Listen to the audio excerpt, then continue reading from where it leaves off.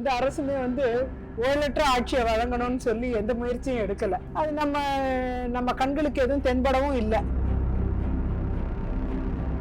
இப்போ என்ன election result வந்து எல்லாருக்குமே வந்து ஒரு ஹியூஜ் சர்ப்ரைஸா தான் இருந்துச்சு. நீங்க ப்ரெடிக்ட் பண்ணீங்களா மேடம்? கணிச்சிருந்தேன். ஒரு டிவி சேனல்ல கூட சொன்னேன், என்ன நீங்க பிஜேபி இருந்துட்டு இப்படி பேசுறீங்க. ஒரு 56 வருஷத்துக்கு அப்புறம் வந்து நாம வந்து ஒரு நல்ல ஆட்சியை நம்ம பார்க்க முடிகிறது. தொடர்ந்து 3 முறை வந்து விளவங்கோட்டில் வந்து சட்டமன்ற உறுப்பினர் திடீர்னு ஒரு ஷிஃப்ட் வந்ததுக்கான முக்கியமான காரணம் நீங்க எதை நினைக்கிறீங்க? என்னை போன்றவர்கள் சட்டமன்ற கட்சி தலைவராக வர்றது விரும்பலையே அப்படின்னு தெரியல. அப்ப இயங்கு முறையில வந்து காங்கிரஸ் மாதிரியே தான் வந்து பிஜேபி ரன் ஆகுது அப்படின்னு நான் புரிஞ்சுக்கலாம். ஓரளவுக்கு தேசிய கட்சிகள் ஒரே மாதிரி தான் இயங்குது. ஏன்னா உடனே அங்கீகாரம் கொடுக்கறது இல்லை. ராகுல் காந்தியா இருக்கட்டும், பிரியங்கா காந்தியா இருக்கட்டும், எந்த அளவுக்கு ராஜீவோட மரணத்தை வந்து அவங்க வந்து பார்த்தாங்க. ஏன்னா அந்த துயரம் வந்து எங்களுக்கும் பெரிய துயரத்தை கொடுத்தது. எங்க அம்மா அதில் பாதிக்கப்பட்டாங்க. முந்தைய அரசுகள், அதாவது திமுகவா இருக்கட்டும், அதிமுகவா இருக்கட்டும், அவங்களோட திட்டங்களை வந்து தாவேகா வந்து எடுத்துக்கிட்டு ஸ்டிக்கர் ஓட்டுறாங்க அப்படிங்கிற ஒரு குற்றச்சாட்டுகள் வந்து தொடர்ந்து சட்டமன்றத்தில் வைக்கப்படுது. யார் தப்பு சார், அது எம்எல்ஏவா இருக்கட்டும், அமைச்சரா இருக்கட்டும், யாரா இருக்கட்டும், உடனே நடவடிக்கை பாயுங்கிறதுல அவருக்கு ஒரு 100% உறுதியா இருக்காரு. தமிழ்நாடு காங்கிரஸையும் உள்கட்சி பூசணையும் பிரிக்கவே முடியாது.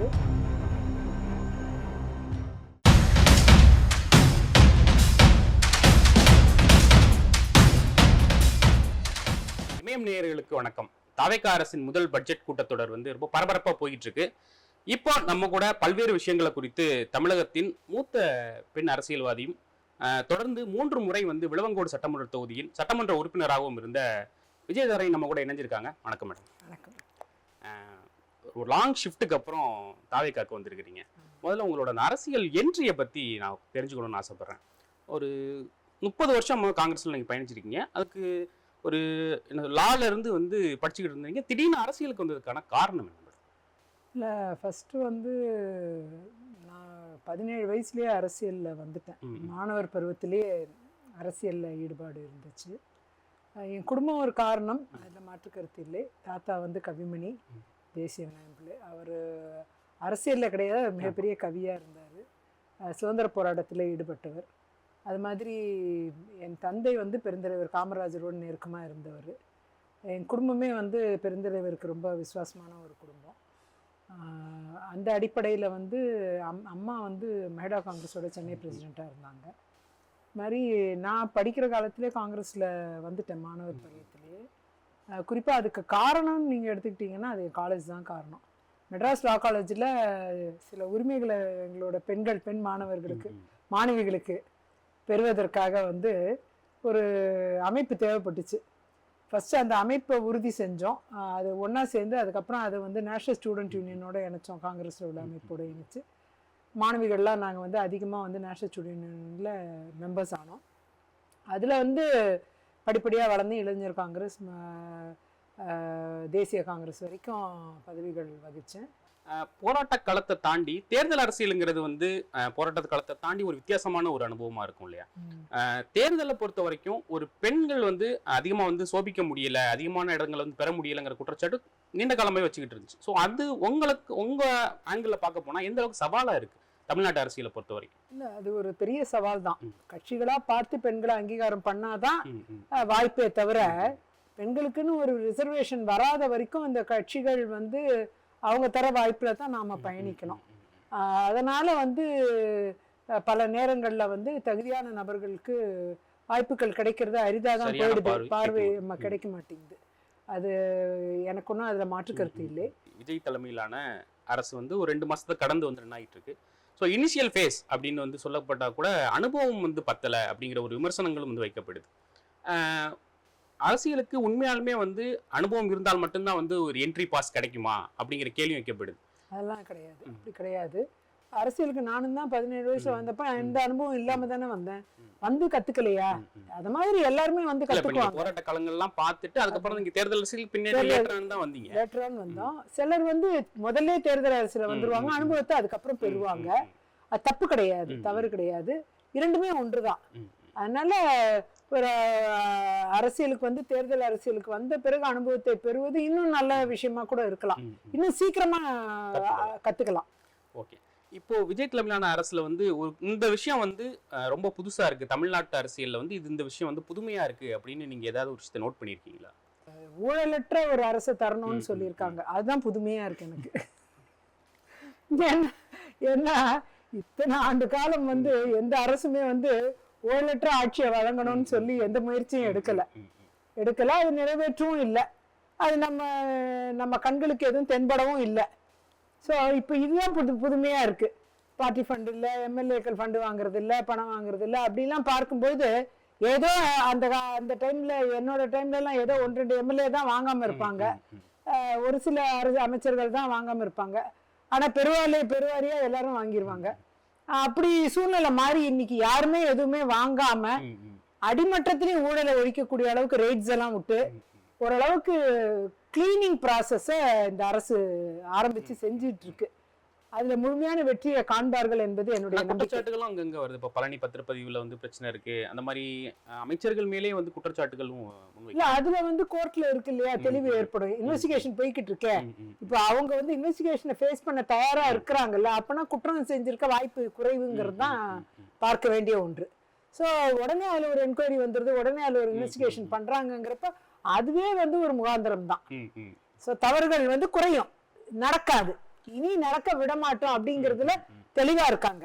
எனக்கு அதுதான் இப்போ இந்த இத்தனை ஆண்டு கால அரசியல் வாழ்க்கையில ரொம்ப புதுமையா ரொம்ப சிறப்பா நடந்துகிட்டு இருக்க விஷயமா பார்க்கிறேன். இது தொடரணும்.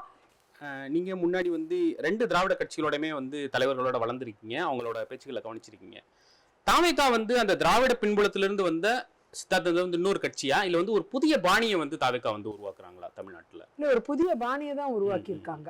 ஒரு திராவிட சித்தாந்தத்தை பின்பற்றின மாதிரி எனக்கு தெரியல. ஒரு புதிய பாணியை உருவாக்கி இருக்காங்க. புதிய கொள்கை தலைவர்களை வந்து புதுவிதமா ஆய்வு செய்து கண்டுபிடித்து, நமக்கு அறிமுகம் இல்லாதவர்கள் ஒன்றும் கிடையாது, எல்லாருமே அறிமுகமானவங்க தான். ஆனா அந்த கொள்கை தலைவர்களோட செலக்ஷனே பாத்தீங்கன்னா சர்ப்ரைஸா இருக்கு, ஒரு டிஃபரெண்டா இருக்கு. அதாவது எல்லா விதமான கொள்கையை ஏந்தியவர்களும் அதன் கொள்கை பிடிப்புள்ள தலைவர்களாக ஏற்றுக்கொள்ளப்பட்டிருக்காங்க. அப்போ தாவேகா பயணிக்கிற அந்த பயணம்ங்கிறது, அந்த கொள்கை பயணம்ங்கிறதுல ஒரு சரியான ஒரு பிடிப்பு இருக்கிற ஒரு கட்சியா மாறி இருக்கிறத நம்ம பார்க்க முடிகிறது. இப்போ என்ன எலெக்ஷன் ரிசல்ட் வந்து எல்லாருக்குமே வந்து ஒரு ஹியூஜ் சர்ப்ரைஸா தான் இருந்துச்சு. நீங்க ப்ரெடிக்ட் பண்ணீங்களா மேடம்? மேபி வந்து இந்த அளவுக்கு இம்பாக்ட் வந்து இருக்கும் அப்படிங்கிறது வந்து முன்னாடியே கணிச்சிருந்தீங்களா? நிச்சயமா கணிச்சிருந்தேன். ஒரு டிவி சேனல்ல கூட சொன்னேன், என்ன நீங்க பிஜேபி இருந்துட்டு இப்படி பேசுறீங்க என்ன கேட்கவும் கேட்டாங்க. ஆனா நான் வந்து இல்லைங்க, எனக்கு அப்படி தோணுதுங்க, ஆள் மனசுல அப்படி தோணுது, தாவேகா ஆட்சி அமைக்குங்கிறது என்னுடைய ஃபீலிங்கா இருக்கு அப்படின்ட்டு என்னுடைய ஆமா அது பதிச்சிருச்சு. என்னை பொறுத்த வரைக்கும் இது நான் முன்னாடியே கணிச்சதுதான், எனக்கு புரிஞ்சுது, அறிய முடிஞ்சது. தாவேகா ஒரு ஆளும் கட்சியாக வருங்கிறதுல எனக்கு மாண்புமிகு முதலமைச்சர் ஜோசப் விஜய் அவர்கள் முதலமைச்சர் ஆவாருங்கிறது எனக்கு ஒரு ஆழமான கருத்தா இருந்தது. தோணுச்சு, ஆழமான கருத்தா இருந்துச்சு. காரணம் வந்து நான் போன இடங்கள்ல எல்லாம் அவருக்கான வரவேற்பு நல்லா இருந்தது. அவரை பத்தி பேசுற ஜனங்கள், பொதுமக்கள்கிட்ட பேசுற ஜனங்கள் வந்து அதிகமா அவரை பத்தி பேசினாங்க, அவர் ஆரம்பிச்ச கட்சியை பத்தி பேசினாங்க, ஒரு மாற்றத்தை பத்தி பேசினாங்க, ஊழலற்ற ஆட்சி இவர் வழங்குவாரா அப்படிங்கிறத பத்தி பேசினாங்க. தமிழ்நாடை வந்து வெறும் அரசியல் செய்யற தளமா மட்டுமே திமுக பார்த்துக்கிட்டு இருக்கு, அதுல இருந்து மாறி தமிழ்நாடை வளர்ச்சி பாதைக்கு எடுத்து செல்லக்கூடிய ஒரு பார்வையை நம்முடைய இப்ப முதலமைச்சர் ஏற்படுத்துவாரா அப்படிலாம் அப்ப பேசினாங்க. அப்ப மக்களுடைய பேச்சுல இருந்த அந்த தன்மையை கண்டுதான் எனக்கு அந்த என்ன அறியாம நான் சொன்னது, இந்த மாதிரி அவர் ஆட்சி அமைக்க வாய்ப்பு இருக்கு. மக்களோட காத்திருப்பை வந்து கரெக்டா வந்து பூர்த்தி பண்ணிட்டாரு. கிட்டத்தட்ட ஒரு 56 வருஷத்துக்கு அப்புறம் வந்து நாம வந்து ஒரு நல்ல ஆட்சியை நம்ம பார்க்க முடிகிறது. புரட்சி தலைவர் எம்ஜிஆரோட ஆட்சியை வந்து நல்ல ஆட்சின்னு நான் சொல்லுவேன், அது இல்லைன்னு சொல்ல மாட்டேன். ஆனா அதே நேரம் அது தொடர்ந்து வந்து அந்த ஆட்சி வந்து திமுக நடுவுல வந்து போகும்போது அதோட ஆட்சியோட மாற்றங்கள் நிதர்சனங்கள் மாறிக்கொண்டேதான் இருந்தது. ஆனா வந்து ஒரு பெருந்தலைவர் காமராஜர் காலத்துல உள்ள ஒரு ஆட்சி எப்படி வந்து ஒரு சிறந்த ஆட்சியா ஊழலற்ற தன்மையோட எப்படி மக்களுக்கான ஒரு ஆட்சியா இருந்ததோ அப்படிப்பட்ட ஒரு ஆட்சியை மக்கள் எதிர்பார்த்தாங்க. அதற்குண்டான ஒரு விடை கிடைச்சிருக்கு. இவரோட ஆட்சியில அதே மாதிரி ஒரு ஊழலற்ற தன்மை, ஒரு நேர்மை, மக்களுக்கான ஒரு ஆட்சியை வழங்கணுங்கிற ஒரு உண்மைத்தன்மை, இது எல்லாத்தையுமே வந்து நம்ம அதோட ஒப்பிட்டு பார்க்க முடிகிறது. 60 வருஷத்துக்கு அப்புறம் தான் ஒரு தெளிவு ஏற்பட்டிருக்கு தமிழ்நாடு அரசியல்ல. ஒரு மாற்றம் வந்து நல்ல மாற்றமா இருக்கு. விஜய் சார் பாத்தீங்களா மேடம்? பார்த்தேன். என்ன சொன்னாரு? ரொம்ப வரவேற்றாரு, ரொம்ப மகிழ்ச்சியா. நாங்கெல்லாம் ஜாயின் பண்ணதை ரொம்ப மகிழ்ச்சியோட வரவேற்றாரு. இப்போ காங்கிரஸ் பின்னணி ஒரு பாரம்பரியம் கொண்ட ஒரு குடும்பத்திலிருந்து வந்துட்டு 30 வருஷம் நீங்க பயணிச்சிருக்கீங்க. தொடர்ந்து 3 முறை வந்து விளவங்கோட்ல வந்து சட்டமன்ற உறுப்பினர் இருந்திருக்கீங்க. திடீர்னு ஒரு ஷிஃப்ட் வந்ததுக்கான முக்கியமான காரணம் நீங்க எதை நினைக்கிறீங்க மேடம்? இல்ல, அதாவது சட்டமன்ற கட்சி தலைவரா தேர்ந்தெடுக்கப்பட்டும் எனக்கு வந்து ஒரு வாய்ப்பு இல்லாம இருந்தது காங்கிரஸ்ல. அதன் பின்னர் சரி பெண்களுக்கு அது வாய்ப்பை தரமாட்டேங்கிறாங்க அப்படின்னு பார்க்கும் பொழுது திமுகவும் அது பின்னாடி கொஞ்சம் பெண் என்னை போன்றவர்கள் சட்டமன்ற கட்சி தலைவரா வர்றது விரும்பலையோ என்னமோ தெரியல. அதனால கூட எனக்கு அந்த வாய்ப்பு அழுத்தம் காங்கிரஸ் மேல இருந்தது அந்த டைம்ல. அப்போ அந்த வாய்ப்பு இல்லாம இருந்தது, போச்சு. அதுக்கப்புறமா தொடர்ந்து நீங்க பாத்தீங்கன்னா அந்த வாய்ப்பு மறுக்கப்பட்டதாவே இருந்தது தொடர்ந்து. அதன் பின்ன எந்த பொறுப்புகள்லயும் வர முடியாத அளவுக்கு நெருக்கடிகள். அப்படி இருக்கும்பொழுது பாராளுமன்றத்துக்கும் வாய்ப்பு இல்லாத ஒரு நெருக்கடி, அப்படியெல்லாம் வந்து மக்கள் பணியாற்றுவதற்கே ஒரு நெருக்கடி ஏற்பட்ட சூழ்நிலையில வந்து நான் வந்து வேற ஒரு தேசிய கட்சியை சார்ந்து போகணுங்கிற ஒரு ஆசையில ஒரு தேசிய கட்சிங்கிற முறையில பாஜக பல பேருக்கு, ஊடகத்துறையில இருந்த பல பேருக்கு, பொதுமக்கள் பல பேருக்குமே வந்து ஒரு ஆச்சரியமா இருந்துச்சு. நீங்க வந்து பிஜேபியில போய் சேர்ந்தது வந்து உங்களோட தனிப்பட்ட முடிவா இருந்தா கூட வந்து ஒரு சர்ப்ரைஸான ஒரு ஃபேக்டரா இருந்துச்சு. அந்த முடிவு எப்படி எடுத்தீங்க? தேசிய கட்சிங்கிறதுனாலயே வந்து தேசிய கட்சி, அதாவது ஒரு தேசிய கட்சியில இருந்து இன்னொரு தேசிய கட்சியில பயணிக்கிறது சிறப்பா இருக்கும் அப்படிங்கிறது என்னுடைய பார்வையா இருந்தது. ஏன்னா அது கொஞ்சம் ஈஸியாகவும் இருக்கும். நேஷனல் பாலிடிக்ஸ்லேயே இருந்த எனக்கு அது கொஞ்சம் ஈஸியாக இருக்கும்ட்டு அப்போ நான் தேசிய கட்சியை சார்ந்து நம்ம போனோம். ஆனால் அங்கே ரொம்ப நாள் 2.5 வருஷம் பதவியை துறந்து நம்ம அங்கே போய் சேரும்பொழுது உடனடியாக அங்கீகாரம் என்பது அவசியமாக இருந்தது. அந்த அங்கீகாரமே 2.5 வருஷமாக அங்கீகாரமே இல்லாமல் ரொம்ப சிரமத்துக்குள்ளாக்கப்பட்டு எந்த பதவியோ ஏதோ அங்கீகாரம் எதுவுமே எந்த பணியும் இல்லாமல் ரொம்ப மக்கள்கிட்ட இருந்து ரொம்ப தூரம் தள்ளி போகிற அளவுக்கு ஒரு சூழ்நிலை ஏற்பட்டுச்சு. அதோட தான் சரி இனி வந்து அதுல பயணிக்கிறதுல அர்த்தம் இல்லைன்ட்டு முடிவு பண்ணி மக்களோடு இணைந்து பயணிக்கிற ஒரு கட்சி, ஊழலற்ற கட்சி, அதுல நம்ம பயணிப்பது சரியா இருக்கும். பெண்களுக்கு முக்கியத்துவம் தர கட்சியா இருக்கு தாவேகா என்ற அடிப்படையில, அதுவும் தலைவர் ஜோசப் விஜய் அவர்களுடைய தலைமையை வந்து உளப்பூர்வமா முழுமையா ஏத்துக்கிட்ட அடிப்படையில நான் வந்து நான் தமிழக வெற்றி கழகத்துல இணைச்சுக்கிட்டேன். அப்ப இயங்கு முறையில வந்து காங்கிரஸ் மாதிரியே தான் வந்து பிஜேபியும் ரன் ஆகுது அப்படின்னு நான் புரிஞ்சுக்கலாமா? ஓரளவுக்கு தேசிய கட்சிகள் ஒரே மாதிரிதான் இயங்குது. ஏன்னா உடனே அங்கீகாரம் கொடுக்கறது இல்ல, அந்த மரியாதையை கொடுத்து அவங்கள பயன்படுத்துறது இல்ல, ஆக்கப்பூர்வமா இருக்கக்கூடியவங்களை வந்து பணிகளை வழங்கி பயன்படுத்தணும். அதுல வந்து எங்கேயோ ஒரு தொய்வு இருந்துகிட்டே இருக்கு இந்த தேசிய கட்சிகள்ல. ஆமா, 2 கட்சியுமே அந்த பிரச்சனை இருக்கு. தேசிய கட்சிகள்ல குறிப்பா அவங்க வந்து எப்பயுமே டெல்லி பர்மிஷனுக்காக வெயிட் பண்ணியே அவங்களுக்கு டைம் எல்லாம் போயிடுது. அதனால நிறைய விடப்படுது, நிறைய அவங்க வளர்ச்சி பாதையில இருந்தும் அவங்க ரொம்ப விலகி போயிடுறாங்க. இது வந்து தேசிய கட்சிகளுக்கு இருக்கக்கூடிய இயல்பான ஒரு விஷயமா தான் நான் பார்க்கிறேன். காங்கிரஸ் வந்து இந்தியா முழுவதும் வந்து ஆட்சி செஞ்ச காலத்துல வந்து நீங்க காங்கிரஸ்ல இருந்து பயணிச்சுட்டு வந்தீங்க. இன்னைக்கு வந்து ஒரு வெகு சில மாநிலங்கள்ல மட்டும்தான் காங்கிரஸ் வந்து தங்களோட அதிகாரத்துக்கு கீழே வந்து வச்சிருக்காங்க. இந்த திடீர் வீழ்ச்சிக்கு வந்து என்ன முக்கியமான காரணம் நீங்க நினைச்சிட்டு இருக்கீங்க? நீங்க காங்கிரஸ்ல இருந்த போதே வந்து என்ன நினைச்சீங்க? இல்ல, இது வந்து பரவலா வந்து காங்கிரஸ் நெடுக்காலம் வந்து ஆட்சியில இருந்த கட்சிங்கிற ஒரு ஆன்டி இன்கம்பன்சி கண்டினியூஸா இருந்ததுனால பல மாநிலங்கள்ல ஆட்சியை இழக்க வேண்டிய சூழ்நிலை. அந்த நேரத்துல பிஜேபி வந்து பல வாக்குறுதிகளை வழங்கி பல மாநிலங்களை பிடிச்சிருக்காங்க. அப்படிதான் பிஜேபி பல மாநிலங்கள்ல தங்களோட இருப்பை உறுதி பண்ணிக்கிட்டாங்க. அப்படி பார்க்க போனா காங்கிரஸ் தங்களோட இருப்பை உறுதி பண்றதுக்கு இப்ப மீண்டும் ஒரு வாய்ப்பு வருது. அந்த வாய்ப்பை நழுவ விட்டுறாம படிப்படியா எல்லா மாநிலங்களையும் காங்கிரஸ் வந்து சிறப்பா பணியாற்றி தங்களோட உழைப்பை கொடுத்தாங்கன்னா நிச்சயமா மீண்டும் கால சுழற்சியில மாறி வருவதற்கான வாய்ப்புகள் அதிகமா இருக்கு. அதை வந்து காங்கிரஸ் ஸ்டடி பண்ணணும். ஏன்னா நேரு, இந்திரா, ராஜீவ் மாதிரியான ஒரு வலுவான வந்து ஒரு லீடர் இல்லாதது வந்து ஒரு பெரிய பிரச்சனையா இருக்கு. ராகுல் அந்த அளவுக்கு வந்து இம்பாக்ட் கொடுக்கல அப்படிங்கிற ஒரு குற்றச்சாட்டுகளை வந்து காங்கிரஸ் உள்ளே வந்து சில குரல்கள்லாம் வந்து வச்சு நம்ம பார்த்துருக்குறோம் கடந்த காலங்கள்ல. நீங்க அதை அனுபவிச்சீங்களா? நீங்க உங்களுக்கு அந்த தாட் இருந்ததா? இல்ல, எனக்கு எப்பயுமே அவரை பத்தின பார்வை வந்து பாசிட்டிவா தான் இருந்தது. எனக்கு எப்பயுமே அது நெகட்டிவா கிடையாது. ஏன்னா அவரு நடைப்பயணங்கள் நிறைய மேற்கொண்டாரு. North to south, south to north நடந்த ஜோடோ யாத்திரை நடந்தாரு. ஈஸ்ட் வெஸ்ட் நடந்தார். நிறைய ப்ரோக்ராம்ஸ் நிறைய பண்ணியிருக்கிறார். அதாவது நம்பர்ஸில் சொல்ல முடியாத அளவுக்கு ப்ரோக்ராம்ஸ் பண்ணியிருக்கிறார். அதெல்லாம் நம்ம எந்த குறையும் சொல்ல முடியாது. ஆனால் உழைப்பு, தன் கடுமையான உழைப்பை கொடுத்துருக்கிறாரு. அது எல்லாருக்கும் தெரிந்த ஒன்று தான். அதன் பின்னர் அதற்கென்று ஒரு காலம் என்பது இந்த கால சுழற்சியில் காலச்சக்கரத்தில் மாறி வரணும் போல் இருக்கு. அதுக்காக இது வெயிட்டிங் பீரியட்னு நான் நினைக்கிறேன். அப்படி தான் நான் நினைக்கிறேன். அதை வந்து இன்னும் வலிமையாக, அதே நேரம் இன்னும் ஒரு சிலர் மட்டுமே சொல்வதை கேட்காம கட்சியை வந்து குழுவாக இருந்தால் அவங்கள வந்து அந்த குழுவோட முழு அபிப்பிராயத்தையும் கேட்டு அவர் முடிவு எடுக்க வேண்டும். அப்படி இருக்கும் பட்சத்தில் நிச்சயமா ஒரு பெரிய மாற்றம் வர்றதுக்கான வாய்ப்பு இருக்கு. ராகுல் காந்தி அப்படின்னு சொன்ன உடனே உங்களுக்கு நினைவுக்கு வர சம்பவம்னா என்ன சொல்லுவீங்க? நினைவுக்கு வர சம்பவம்னா அவர்களோட தந்தையோட மரணம் தான். அதுதான் அவர் எவ்வளோ பாதிக்கப்பட்டாருங்கிறத நாங்கள் பார்க்க முடிந்தது. ராகுல் காந்தியாக இருக்கட்டும், பிரியங்கா காந்தியாக இருக்கட்டும், எந்த அளவுக்கு ராஜீவோட மரணத்தை வந்து அவங்க வந்து பார்த்தாங்க. ஏன்னா அந்த துயரம் வந்து எங்களுக்கும் பெரிய துயரத்தை கொடுத்தது. எங்கள் அம்மா அதில் பாதிக்கப்பட்டாங்க. அம்மா வந்து அப்போது பொறுப்பில் இருந்தாங்க. இப்போ ராஜுவோட மரணத்தில் வந்து அடிபட்டவங்களில் என்னோட தாயும் ஒருவர். கடுமையாக 2 பெரிய அறுவை சிகிச்சை சேர்ந்து அதுக்கப்புறம் தான் அவங்கள காப்பாற்றி இப்போ 88 வயசு. அதோட கொடூரத்தை இன்றைக்கி அனுபவிச்சுட்ருக்காங்க. முழுமையாக அவங்களால உணவு அருந்த முடியாது. இப்பயும் வந்து ரொம்ப லிக்விட் ஃபுட்டாக தான் சாப்பிட்ணும். அந்த மாதிரி உணவோட டேஸ்ட்டை கூட அவங்க மறந்து கிட்டத்தட்ட 30 ஆண்டுகள் ஆக போகுது. அப்படிப்பட்ட கொடூரமான சூழ்நிலையில் இன்றைக்கும் அவங்க வாழ்ந்துட்டுருக்குறாங்க.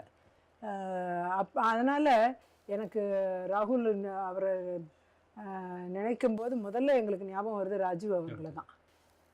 ஏன்னா எங்கள் குடும்பமும் அதில் பாதிக்கப்பட்டது மட்டும் கிடையாது. உளப்பூர்வமாக அவங்க ராஜீவ் குடும்பத்தை வந்து நாங்கள் ரொம்ப நேசித்தவங்க எல்லாருமே. அதனால் எங்களுக்கு வந்து அவங்க மேலே குடும்பமாக ஒரு பாசம் உண்டு. ஆகையால் ராகுல்னாலே எங்களுக்கு ராஜீவ் அவர் தான் ஞாபகம் வரும். இவ்வளவு நீண்ட அரசியல் வாழ்க்கையில நீங்க அரசியல்ல எடுத்த மிக கடுமையான முடிவு, நான் இதை ரொம்ப சிரமப்பட்டு தான் எடுத்தேன், ஆனா அது வந்து கரெக்டு தான், அந்த ஸ்டாண்டில் நான் கரெக்டா இருக்கேன் அப்படின்னா எந்த முடிவை மேடம் சொல்லுவீங்க? அதாவது சட்டமன்ற உறுப்பினர் ஆனப்போ சில முடிவுகள் எடுத்தேன். மக்களுக்காக பணியாற்றுவது, நேர்மையோடு செயல்படுவது, அதில் திண்ணமாக இருப்பது, ஜனங்க எந்த நேரம் கூப்பிட்டாலும் அவங்கள உடனே அவங்க காலை அட்டன் பண்ணுறது, எங்கே கூப்பிட்டாலும் போய் நின்றுடுறது, அப்படிங்கிறத ரொம்ப தெளிவாக இருக்கணும். அப்படிங்கிறதுல ரொம்ப தெளிவோடு இருந்தேன். நான் எதுக்குமே நோ சொல்ல மாட்டேன். எல்லாத்துக்குமே 99% சட்டப்பூர்வமாக கரெக்டான விஷயங்களுக்கு எஸ் தான் சொல்லியிருக்கேன். அதில் நான் தெளிவாக இருக்கணுன்றது இருக்கேன். அதில் பிடிவாதமாக வாழ்ந்திருக்கேன். அதனால தான் இன்றைக்கும் வந்து எனக்கு வந்து இந்த அரசியல் பயணம் பிடிக்கிறதுக்கு காரணமே மக்கள் பணியில் தெளிவாக இருந்ததுனால தான். அதனால தான் எனக்கு இந்த அரசியல் பயணம் இன்னும் பிடிக்குது. அது மேலே வெறுப்பே வரல. இப்போ இடைத்தேர்தல் விவகாரங்கள் வந்து கோர்ட்டில் போய் நிலுவையில் இருக்கு. ஆனாலும் வந்து கூடிய சீக்கிரத்தில் வந்து இடைத்தேர்தல் வரலாம் அப்படிங்கிற ஒரு கண்ணோட்டம் வந்து வைக்கப்படுது. இடைத்தேர்தலில் வந்து உங்களை நாங்கள் எதிர்பார்க்கலாம்? இல்லை, இடைத்தேர்தல்ங்கிறது கட்சி எடுக்க வேண்டிய முடிவு. அதில் வந்து எல்லாமே ரிசைன் பண்ணிட்டு வந்திருக்காங்க. அப்போ அவங்களுக்கு உண்டான விஷயங்கள் என்னங்கிறத கட்சி முடிவு பண்ணோம் இல்லையா? அதனால் அதை பொறுத்து தான் எல்லாமே இருக்குது. அதில் நாம் போய் தலையிடுறதுல அவ்வளோ சரியாக இருக்காதுன்னு என்னுடைய பார்வை. கட்சி என்ன சொல்லுதோ அதை பொறுத்து தான் எங்களோட நிலைப்பாடு இருக்கும். இப்போ சட்டமன்றங்களில் வந்து தொடர்ந்து வைக்கப்படக்கூடிய ஒரு குற்றச்சாட்டுகள் என்னவா இருக்குது அப்படின்னா, முந்தைய அரசுகள், அதாவது திமுகவாக இருக்கட்டும், அதிமுகவாக இருக்கட்டும், அவங்களோட திட்டங்களை வந்து தாவேக்கா வந்து எடுத்துக்கிட்டு ஸ்டிக்கர் ஓட்டுறாங்க அப்படிங்கிற ஒரு குற்றச்சாட்டுகள் வந்து தொடர்ந்து சட்டமன்றத்தில் வைக்கப்படுது. ஒரு அரசு வந்தவுடன் தன்னுடைய பெயரில் எது இயங்க வேண்டுமோ அது இயங்க வேண்டும். நீங்கள் அதிமுக ஆட்சியில் என்னெல்லாம் செய்யப்படுதோ அதெல்லாம் மூடு விழாவே கண்டாங்க திமுக. ஆனால் தாவேக்கா அரசை பொறுத்தவரை திமுக ஆட்சியில் கொண்டு வந்தது எதையுமே மூடு விழா காணலை. அதை இன்னும் கொஞ்சம் பொலிவு பெறக்கூடிய திட்டங்களாக உருவாக்கி அதுக்கு ஒரு பெயரை கொடுத்துருக்குறாங்க. என்ன குற்றச்சாட்டு வைக்கிறாங்கன்னா, இப்போ நான் முதல்வன் திட்டம் அப்படிங்கிறது வந்து தனிப்பட்ட முறையில் திமுகவையோ இல்லை மு க ஸ்டாலின் அவர்களையோ வந்து குறிப்பிடுற மாதிரி இல்லை. இது ஏடிஎம்கே பீரியட்ல இருந்து அம்மாங்கிற பேரில் வந்து வந்திருக்கும். யாரையுமே குறிப்பிடாத இந்த பேரை கூட வந்து மாற்றணுங்கிற ஒரு இன்செக்யூரிட்டி ஏன் வந்து இந்த அரசுக்கு இருக்குங்கிற ஒரு கேள்வி வந்து வைக்கிறாங்க. அவங்க ஒரு புதிய பேரை செலக்ட் பண்ணால் ஒரு புதிய திட்டமாக, அது இன்னும் கொஞ்சம் பொலிவு பெற்ற திட்டமாக, அப்கிரேட் பண்ண திட்டமாக வருது இல்லையா? ஒரு அப்கிரேட் பண்றப்ப அதுக்கு ஒரு பெயர் மாற்றம் அவசியம் தானே, அது ஒன்றும் தப்பு கிடையாது.